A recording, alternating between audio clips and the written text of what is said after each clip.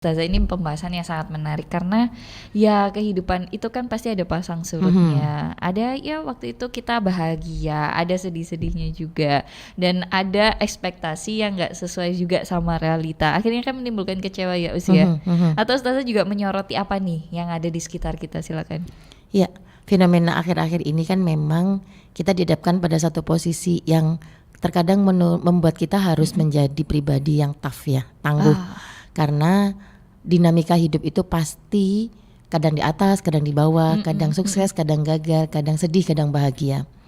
Namun ada kalanya perasaan itu jadi semakin berat ketika kita merasa bahwa kita sendiri individu yang sering dihantam kecewa. Padahal dalam hidup ini setiap manusia, setiap hamba Allah yang dicipta itu selalu diberi ujian masing-masing sesuai dengan kadarnya. Ya. Judul ini tiba-tiba muncul dalam pikiran saya ketika dalam sebuah taklim ada pertanyaan begini, Ustazah, saya ini merasa ibadah saya ini udah banyak, saya ini udah merasa selalu berusaha taat, tapi kok semakin saya taat, semakin saya mendekat, kok kayaknya ujian semakin banyak ya, gitu. Okay. Kok kayaknya kekecewaan tuh semakin ada ya, gitu. Saya harus gimana untuk mengatasi perasaan itu? Nah, jadi akhirnya saya semakin menghayati sebuah firman Allah di surat Al-Baqarah, a'udzubillahi minasyaitonirrajim, walanabluwannakum bisyai'im minal khaufi wal ju' wa naqsim minal amwal wal anfusi was samarat wa basyiris sabirin. Jadi dalam ayat tersebut Allah mengatakan, sungguh kami akan menguji kalian semua bisyai'im minal khauf, dengan sesuatu yang bikin kita tuh cemas, worry, khawatir. Al-khauf itu takut. Wa naqsim minal amwal, kekurangan harta, wal anfus was samarat. Intinya anfus was samarat itu sesuatu yang berkaitan dengan keduniaan. Wa basyiris sabirin. Artinya apa? Bahwa setiap manusia itu punya episode hidup masing-masing yang satu dengan yang lainnya itu sudah di-created Allah itu dengan sempurna. Dan sesuai kadarnya itu tadi ya, individu. Kalau Mbak V, saya ketika kuliah dulu, kalau UAS itu satu kelas pasti soalnya sama ya, iya kan? Paling kalau bikin varian dosen itu 3-5 soal gitu. Tapi banyak. Kalau Allah menciptakan 1 miliar manusia, Allah pun juga menciptakan 1 miliar kurikulum, 1 miliar ujian yang unik, masing-masing individu itu ada dan berbeda. Masya Allah, betul Us. Jadi mungkin ujian saya beda juga sama ujian Ustazah. Pasti, karena gitu karakter kan? Saya dan karakter Mbak V juga beda. Gitu. Allah. Latar belakang saya dan latar belakang Mbak V, keluarga saya dan keluarga Mbak V semuanya berbeda. Nah, jadi ketika ada pertanyaan kenapa Ustazah semakin saya merasa dekat sama Allah, semakin ujian tuh semakin banyak gitu kan. Malah datang gitu ya. Kayak magnet gitu kan. Malah. Kayak semakin saya itu kok rasanya semakin bertubi-tubi datang. Nah, akhirnya saya merefleksi, saya bertanya kembali kepada beliau, apakah kalau begitu panjenengan memilih jauh dari Allah supaya enggak diuji? Enggak juga Ustazah. Nah, artinya apa? Semakin kita dekat dengan Allah, hati kita semakin lembut, Allah melihat kekuatan kita semakin baik, maka Allah ingin menaikkan derajat kita dengan memberikan ujian supaya kita semakin naik kelas, semakin dekat, semakin baik. Masya Allah. Jadi sungguh ketika ujian itu datang, itu bahasa kasihnya Allah supaya kita tuh semakin dekat. Oke. Ya ibarat kalau misalnya kita punya hubungan gitu ya sama sahabat, sama pasangan, itu kita lagi di miss call ya usia. Betul. Kok udah lama sih nggak nyamperin aku, udah lama nih nggak nongkrong bareng gitu yang bahasa awamnya ya. Kalau kita sudah semakin dekat sama Allah, Allah tuh suka dekat dengan kita. Itu. Nah itu akhirnya kita akan dibuat terus dekat gitu kan. Itu sebuah kenikmatan yang rasanya kalau kita tuh deket banget sama Allah tuh nikmatnya tidak bisa diungkapkan dengan kata-kata. Dan kalaupun ada musibah, ada kesulitan, jatuhnya kita itu nggak lama-lama gitu loh. Karena apa?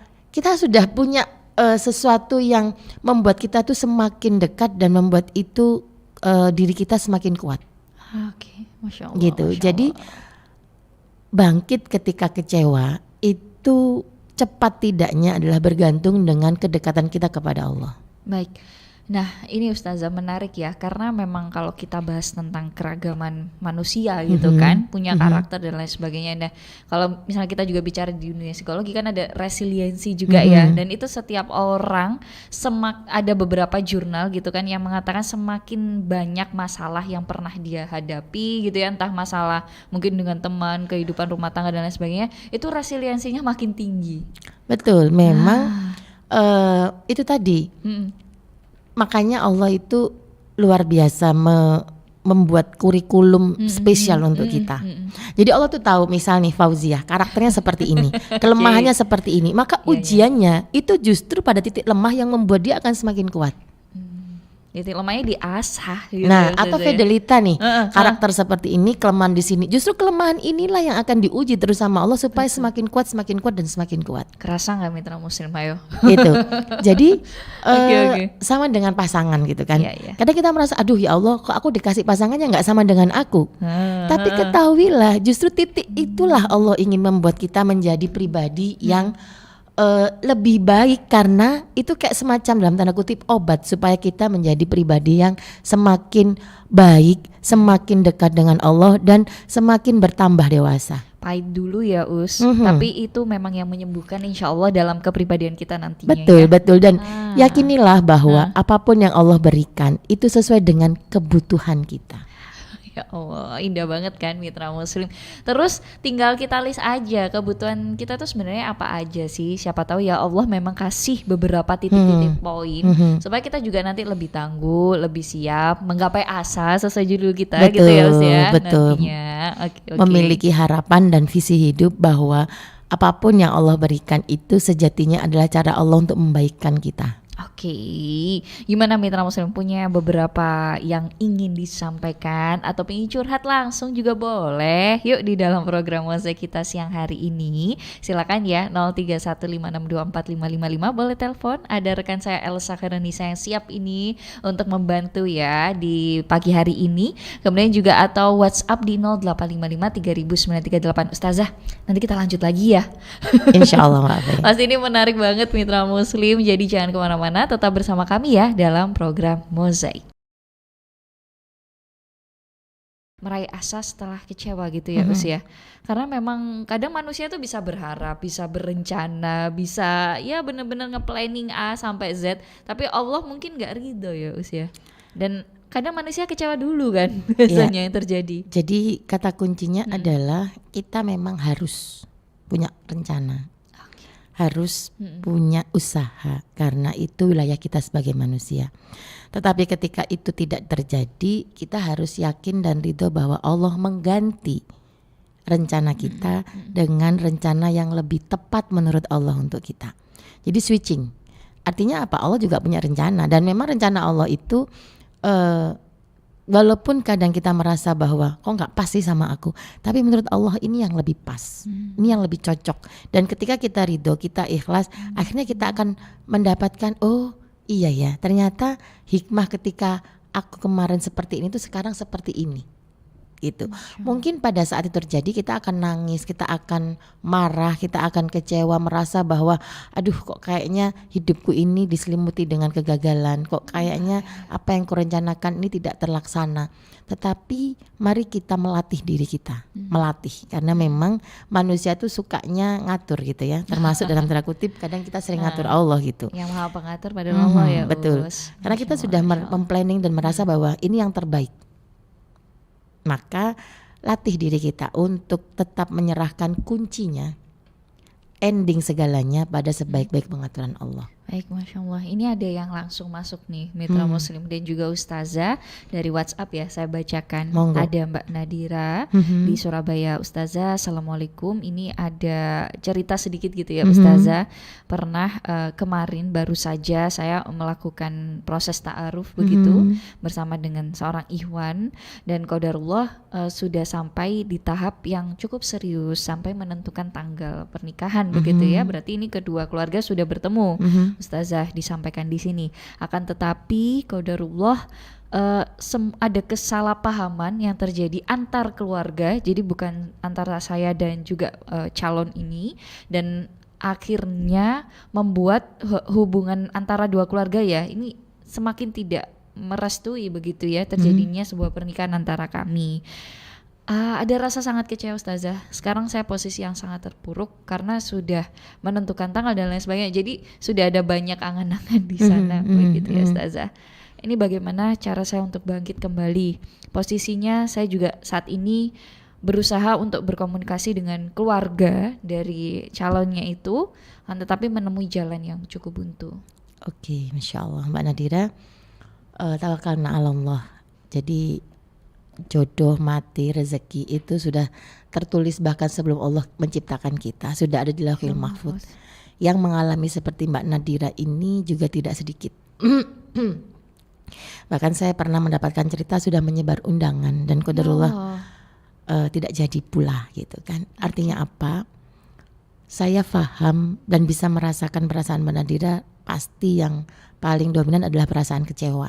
Kenapa sih keluarga nggak bisa memahami kita gitu kan? Karena kesalahpahaman antar keluarga gitu. Tapi pernikahan itu tidak hanya pernikahan atau penyatuan antara dua individu saja, tapi juga dua pasang keluarga. orang tua, kemudian satu Saudara. kelompok keluarga yang itu detail, ada Pak De, Bude, kakek, nenek, bla bla dan sebagainya. Keluarga besar ya Betul, dan yang pasti kita harus meyakini bahwa tidak ada satupun keluarga yang merencanakan kesedihan untuk anaknya. Satu keluarga yang merencanakan kegagalan untuk anaknya. Pasti semua ingin anaknya itu perfeksionis, sempurna, pasangannya sempurna, keluarganya sempurna dan sebagainya. kehidupannya Betul. ya, semuanya. Dan itu yang akhirnya membuat kita harus kembali kepada basic diri kita sebagai anak. Karena seorang wanita sampai dia dinikahkan itu masih tanggung jawab orang tua, terutama ayah gitu kan. Jadi saran saya yang pertama pasti harus kembali lagi kepada Allah. Banyak berdoa, bantu dengan puasa karena puasa itu juga melatih kita untuk tenang gitu kan, karena asupan gula itu berkurang gitu kan. Kalau makanan itu kan bikin otak kita terus semakin bergerak gitu kan. Kemudian juga banyak ngobrol sama orang tua. Apa sih dasar landasannya kenapa sampai tadi begini dan sebagainya. Karena bagaimanapun orang tua pasti ingin yang terbaik untuk anaknya. Itu yang pertama. Jadi perbanyak dekat dengan Allah, puasa, kemudian ngobrol dengan orang tua. Nah, yang ketiga, move on-nya adalah go out, keluar dari rumah. Ketemu dengan teman-teman, ketemu dengan banyak komunitas, ikut taklim. Kalau orang Jawa bilang tuh dislimurke gitu kan, gitu. Pengalihan ya. Betul. Dan percayalah, kalau dia jodoh yang Allah tetapkan, sesulit apapun akan Allah jadikan mudah. Ya, betul. Tapi kalau dia bukan jodoh yang Allah tetapkan untuk kita, tampaknya semudah itu, tapi akan jadi sulit dan akan nggak jadi gitu kan. Berjuang sesusah payah apapun ya, betul. Ustazah. Jadi ada batas ikhtiar, ada batas ikhtiar ketika sudah Allah tetapkan nggak bisa, maka yang kita lakukan adalah tawakkalna 'ala Allah. Bertawakal hanya kepada Allah. Betul. Ya, ini ya. Dan kita harus meyakini bahwa kalau yang ini memang bukan ditakdirkan untuk kita, berarti dia memang tidak tepat untuk kita. Bukan nggak baik loh ya. Karena pasti ketika sudah proses ta'aruf, sudah serius itu memang sudah niatan baik, tapi tidak tepat. Itu ada yang lebih tepat yang Allah siapkan. Dan kalaupun itu datang, itu tiba-tiba orang tua setuju, keluarga setuju, dan prosesnya tek akad nikah. Iya, dimudahkan. Betul, ya, Allah kasih jalan kan itu udah takdirnya gitu loh. Tapi kalau sudah bukan takdirnya, diupayakan ke keluarga ini, ke keluarga itu, cari penghubung, cari mediator. Tapi kalau sudah bukan takdirnya, maka yang kita lakukan adalah melepas dengan ikhlas. Insya Allah akan ada Mbak Nadira ya. Tapi ini kita tidak menutup kemungkinan, monggo untuk diikhtiarkan dulu ya. Iya, tetap wilayah kita adalah ikhtiar. Ikhtiar itu sebagai seorang muslimah, saran saya yang komunikasi dengan keluarga adalah keluarga, jangan kita. Karena kehormatan muslimah itu memang sangat harus dijaga. Dan salah satunya adalah dengan berkomunikasi dengan orang tua, supaya yang melakukan mediasi, ngobrol itu antar orang tua. Karena kalau kita yang maju ngobrol dengan keluarga, konotasinya memang jadi kurang bagus. Oke, baik. Itu. Bismillah, Mbak Nadira. Semangat. Menata niat bahwa kita menikah karena Allah dan berharap Allah akan mudahkan yang terbaik untuk kita. Amin. Bismillah, amin, kita amin, semua ya bantu Rabbal doa. Alamin. Panjenengan bisa melewati ini dengan baik-baik saja dengan izin Allah. Amin. Misalnya ada Bu Niken dari Surabaya. Ustazah pingin gak kecewa karena saat kondisi normal selalu menyampaikan ke diri sendiri kalau yang Allah setting buat kita itu yang terbaik. Sesuai kita bahas ya tadi, tanpa kita tahu gimana dibaliknya. Tapi saat kondisi kita kecewa, susah banget. Ini hanya banyak loh yang dikirim WhatsApp-nya. Soalnya sambil melepas itu perasaan. Setting hati untuk yuk ingat ini settingan Allah itu seperti apa sih supaya memang benar-benar tertancap di mindset kita? Ya, Mbak Niken, kecewa itu sunatullah. Sunatullah, karena setiap manusia itu pasti punya harapan dan harus punya harapan. Karena kalau nggak punya harapan berarti putus asa dong gitu. Ya. Jadi kecewa itu sunatullah, artinya sedih itu bisa melahirkan kekecewaan, bisa melahirkan perasaan kok gini ya dan sebagainya. Jadi kecewa itu wajar, tetapi yang harus kita kendalikan adalah durasi dan kedalamannya. Oh, Oke. baik. Durasinya jangan Lamanya. lama-lama, dalamnya jangan terlalu dalam. Ya. Nah, Luka banget nanti ya. Itu harus dilatih memang. Oke. Memang kita sudah siapkan nih, apapun yang terjadi di kehendak Allah yang terbaik. Tapi pada saat terjadi, misal sometimes kita mengharapkan mendapatkan peringkat sekian di kelas kita gitu kan, atau apapun lah. Qadarullah kita nggak dapet, malah nggak masuk sama sekali. Pasti kita, aduh aku udah belajar, aku udah begini, Ketika itu hadir, terimalah. Aduh ya Allah, aku kecewa ya Allah, rasanya sedih banget gitu. Ngomong sama Allah. Engkau tahu perasaanku ya Allah, kekecewaanku, kesedihanku karena aku udah merasa ikhtiar. Tolong aku, beri penghiburan aku, bantu aku untuk bisa melewati ini semua dengan pertolonganmu. Jadi terima rasa kecewa itu sebagai bentuk dari ketidaksesuaian antara harapan dengan kenyataan. Jadi bukan nggak boleh kecewa, nggak apa-apa kecewa itu. Karena itu Wajar sangat ya, manusiawi gitu Ya, kan. Oke. Jadi jangan merasa wah aku nggak boleh kecewa, aku harus baik-baik saja, jangan. Terima itu karena itu kita nggak superhuman betul, ya. karena kita itu memiliki warna emosi yang memang dinamis sekali gitu kan. Tapi itu tadi, dalamnya harus nggak terlalu dalam, Durasi. lamanya juga jangan lama-lama, dan itu memang harus dilatih. Awalnya 3 hari, jadi 2 hari, jadi 1 hari, jadi 2 jam, jadi 1 jam. Itu akan semakin berkembang dan akan semakin baik kalau kita semakin sering melatih. Masya Allah. Oke. Baik, ini ada Umi Maryam juga menanggapi nih Mitra Muslim dan juga Ustazah. Benar Ustazah, jangan buru-buru juga merasa sudah benar. Kalau di hadapan kita benar, belum tentu yang lain merasakan kebenaran.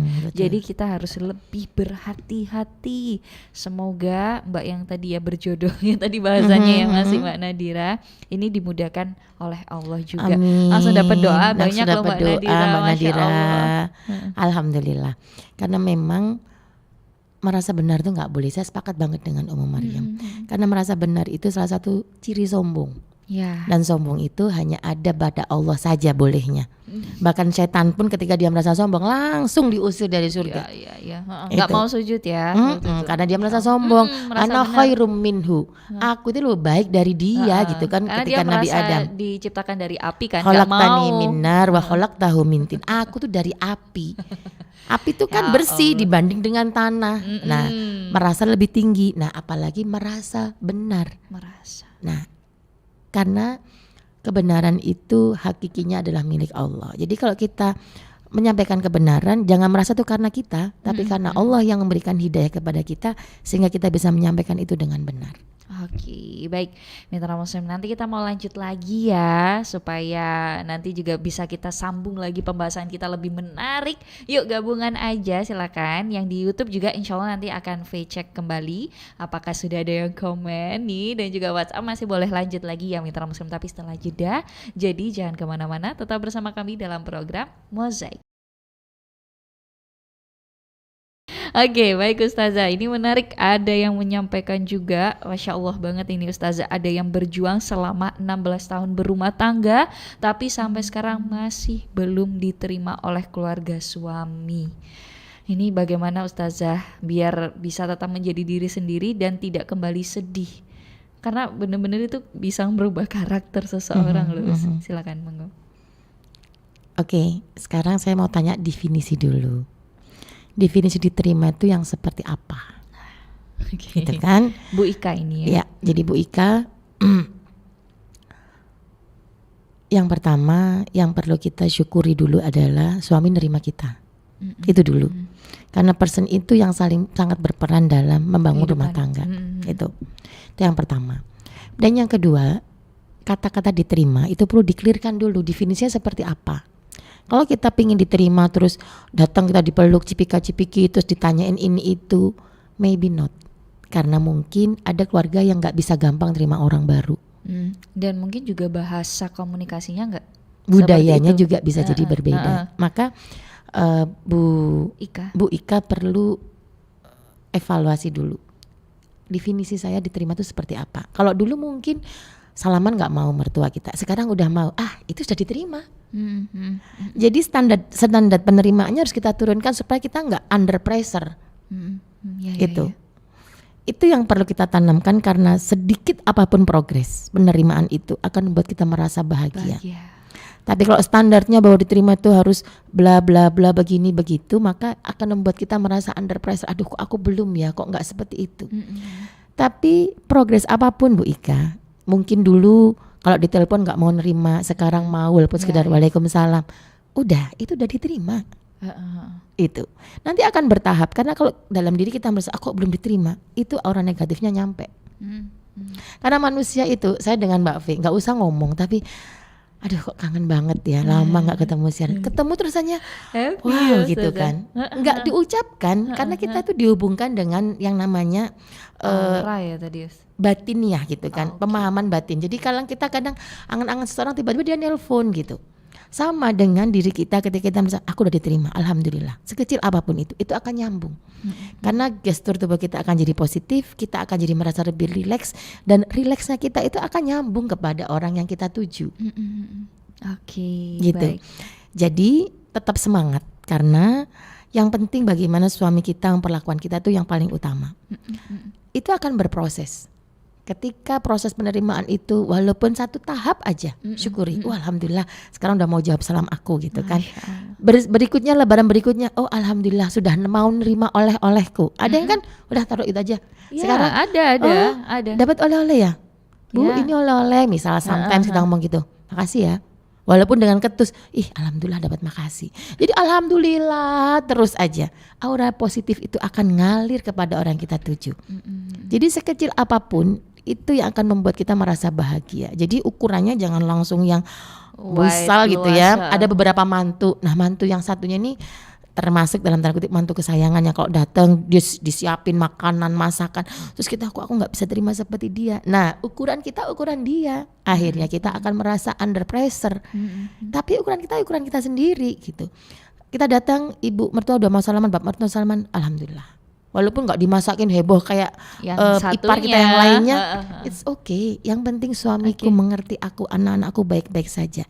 Syukuri setahap demi setahap, dan itu yang akan membuat kita lebih rileks dan nyaman. Baik. Ya, dan mungkin ya Bu Ika, Allah tahu juga kekuatan Bu Ika gitu. Jadi memang sepanjang itu 16 tahun mungkin ya. Bu Ika kan menganggapnya ini sebuah ujian juga kan. Yes. Ya. Jadi yang paling gampang Bu Ika, definisi penerimaan itu yang harus direvisi lagi lah. Seperti apa yang dimaksud Bu Ika dengan penerimaan keluarga. Kalau yang definisi penerimaan itu sesuatu yang harus begini, sederhanakan lagi. Supaya perasaan tertekan, perasaan tidak nyaman itu perlahan hilang, dan aura negatif yang selama ini menyelimuti perasaan dengan kata kunci nggak diterima itu menjadi alhamdulillah perlahan-lahan sudah diterima. Harus dibalik segera supaya auranya semakin positif, dan itu akan menarik magnet bahagia dari orang dan sekitar kita. Masya Allah. Dengan tadi ya siraman alhamdulillah itu kan alhamdulillah sudah terus aja pokoknya. Bisa melembutkan hati Bu Ika juga, bisa mendinginkan suasana insya Allah. Ya, karena kalau kita tegang, kita sepaneng, kita merasa tidak nyaman, kita nggak perlu ngomong, itu udah nyampe ke orang sekitar kita. Misal saya ini lagi nggak nyaman sama Mbak V, nggak mood gitu ya? Nggak mood, pasti aura saya dengan Mbak V nggak nyambung gitu, karena nggak ada koneksi. Manusia tuh koneksi batin yang paling kuat. Ya Jadi itu yang Allah. perlu kita latih supaya batin kita ini perasaannya adalah alhamdulillah, alhamdulillah, alhamdulillah. Gitu. Alhamdulillah wa syukurillah, Allahu Akbar. Oke.